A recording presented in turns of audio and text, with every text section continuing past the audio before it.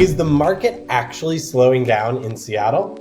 Stay tuned. I'm going to tell you a little bit about what's happening in the market in April 2024.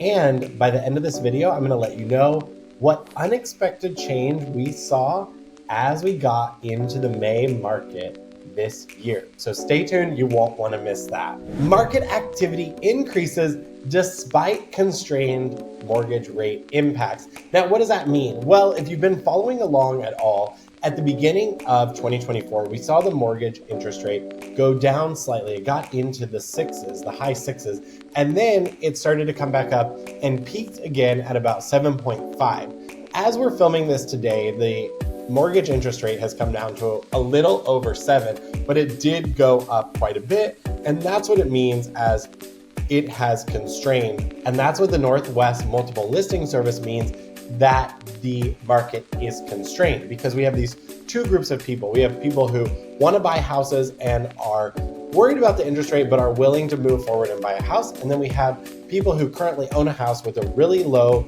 mortgage interest rate. And if they sold it, they would get another house and then have to pay a higher mortgage interest rate. Now, there are different ways to do that, but that's not the point of this video. So that's how the market has been constrained recently. Now, the Northwest Multiple Listing Service, the NWMLS, which is the source of all listings essentially in Seattle, has come out with this market recap for April data. So they're saying here that interest rates increased about 0.38% over April. Over the past month, they said to 7.17%. I've actually seen it up to almost 7.5%. And then it's constraining buyers' purchase power because, as we've discussed before, every 1/10 of a point of interest additional means that a buyer can probably afford about $100,000 less in home purchase price based on the monthly payment. So if the interest rate goes up from 7.1 to 7.2, that might mean that a buyer, if they're constrained by their monthly payment, can then only pay $500,000 instead of $600,000 because of the difference in the monthly payment. But over April, we saw nearly a 10% increase across the whole MLS in the number of closed sales year over year, and almost an 8% increase in median sales price year over year. So this does signal some market optimism, is what the MLS is saying, is that we have more sales and we also have a higher median price. Now, stay tuned, because if you're specifically in Seattle like me and you want to know about those stats, we are going to go through specifically the King County stats towards the end of this video. So it's signaling some increase in optimism, but here are the main takeaways.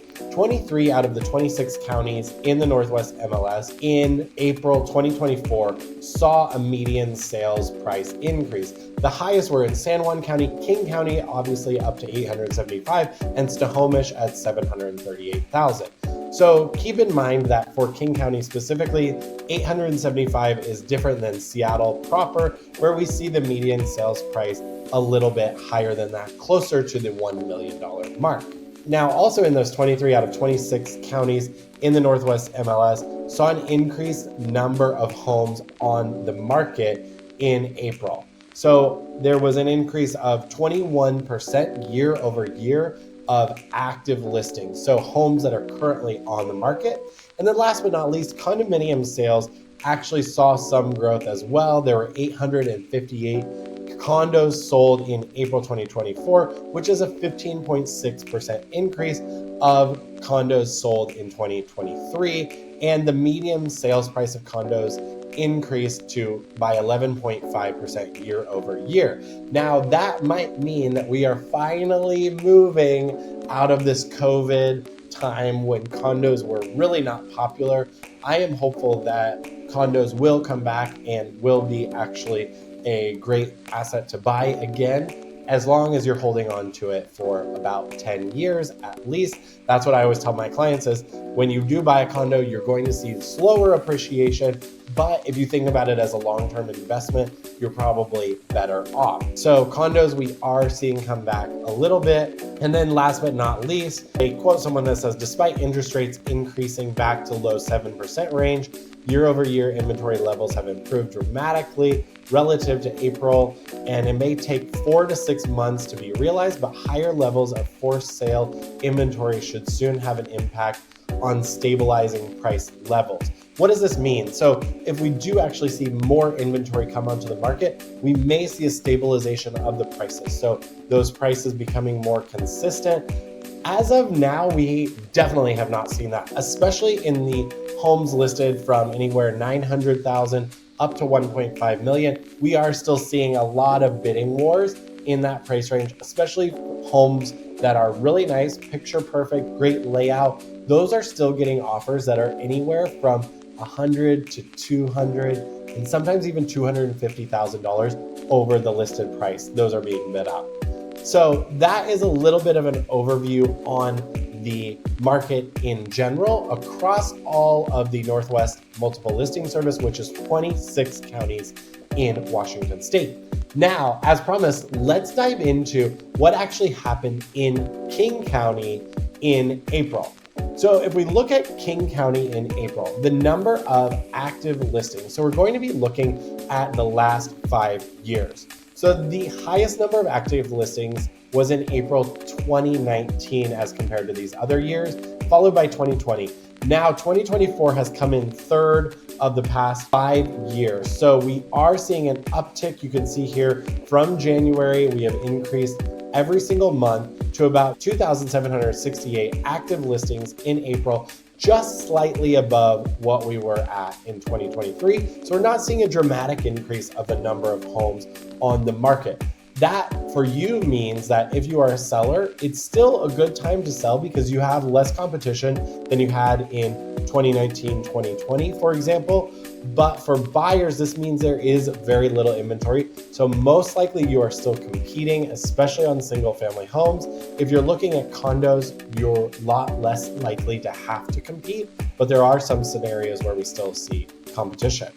Now, the number of new listings that came out in 2024, so this is new listings added to the market. This is not active listings, which could be anything that was already actively listed. This is brand new listings. We had 3,439. That is up quite a bit from 2023, but it's not as high as what we saw in 2019, 2022, and 2021.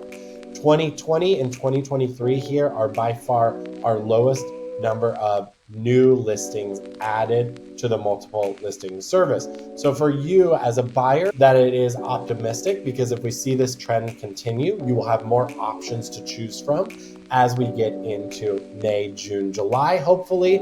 But we typically see this taper off, just so you know. As you can see at the beginning of this graph, we see listings come down at the end of the year. So you don't have a ton of time to keep waiting, but there is some optimism there. Now, as a seller, this might mean that if you continue to wait, that there is some chance that you will have more competition over time unless this number starts to come down. Now, let's look at the number of listings that have gone under contract or are pending. In 2024, we saw a healthy increase month over month from March to April at 2,775 homes under contract. Now, this is up quite a bit, as the article mentions, from 2023, nearly as high as 2019, 2022, and 2021. So we are not seeing as many homes go under contract in 2024 as we saw those other 3 years, but certainly more than 2023.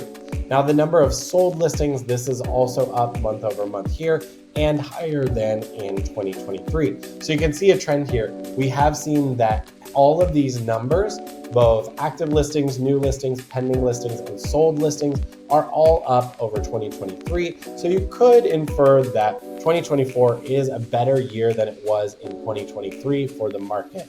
Then, that said, we haven't gone through the whole year yet. There are a lot of intricacies at play with the interest rate right now. And so that's a big contender in this market and what's happening. But you see this higher here, sold listings higher than in 2020 when the market was very tight. So there's not a lot of inventory, but there are a lot of buyers.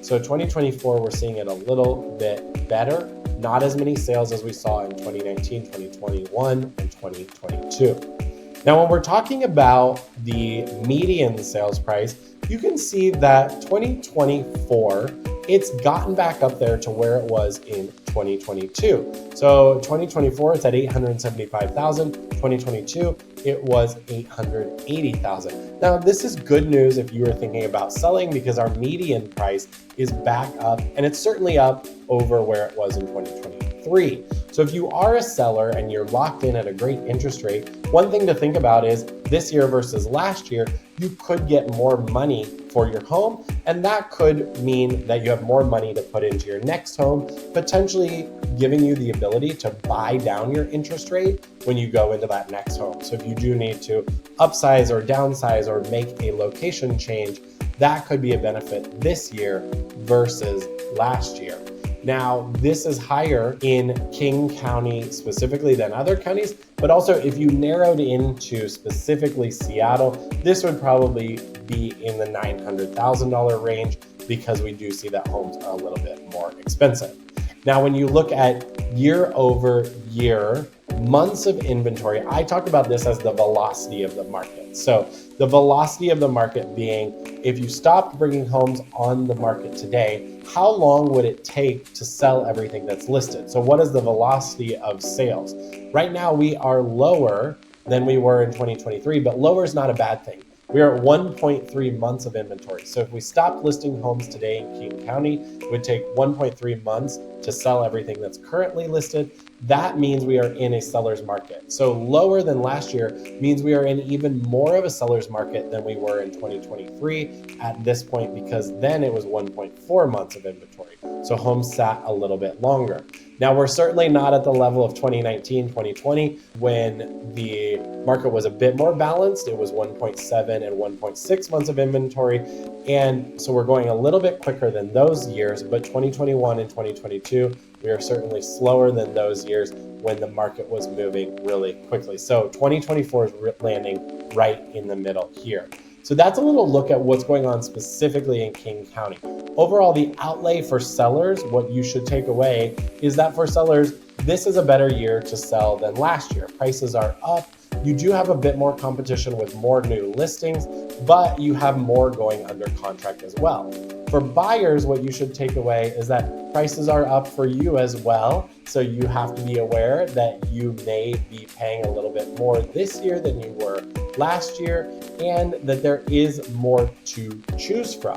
Now, that doesn't always mean less competition for you as a buyer, but it does mean that there's more to choose from, because we see generally more listings. So keep that in mind. Both sides, whether you are a buyer or a seller, it's really important to have a strategy and understand the market dynamics specifically of where you are before you start shopping or before you start preparing your home for sale.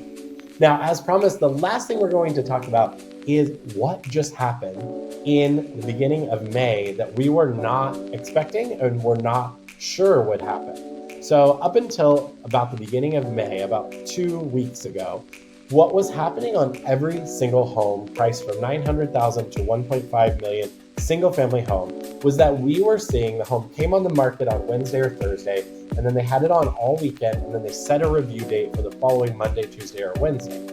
And on that review date, they would get multiple offers. We were seeing this starting in January all the way through the end of April. We saw anywhere from like 7 to sometimes 12 offers or more.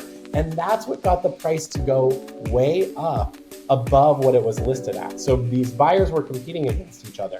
Now, for the very first time at the beginning of April, we saw that trend stop. Not on every single home, but on some homes. If it was on a busy road, if it was not the exact right location, if it needed too much work for a buyer, we saw that home go past its review date, meaning that it didn't get any offers on the review date and sat on the market. Now, that's not necessarily a terrible thing for a seller, because you may still get a buyer who comes around who doesn't want to compete and will still purchase your home at the listed price. But what it does mean for a seller is that you're not getting multiple buyers to bid up your property way over the list price. So this is why it's important now more than ever to be very careful about how you prepare your home for market, about how you price the home, and then ultimately the strategy you're using if you do want to get your home in a bidding war amongst buyers so you can drive the price up. For buyers, this is really important because it's a great opportunity to watch the market very closely and check on every single house that you're interested in to make sure if it got offers or not. Because if it didn't get offers, that day that it doesn't get any offers is your chance to move in and get your offer accepted at the list price. If you don't have a strategy like that, it's important to talk to your real estate agent. Let us know. We're more than happy to help you prepare for that strategy. And for sellers, make sure you have a strategy as well when going to market with your home. That is what happened in April 2024. Hopefully you found this helpful. If you don't know anything about me, my name is Brennen Clouse. I left Microsoft years ago to start helping people build their wealth and invest in real estate one-on-one, which is my passion. And I'm super happy that you came for this video. If you know anyone who would find it helpful, please share it with them. Overall, the market in April was steady and strong, and we will see how the interest rate impacts the rest of the year. I'm eager to know what that interest rate will do. Thanks for tuning in. We'll see you again next time.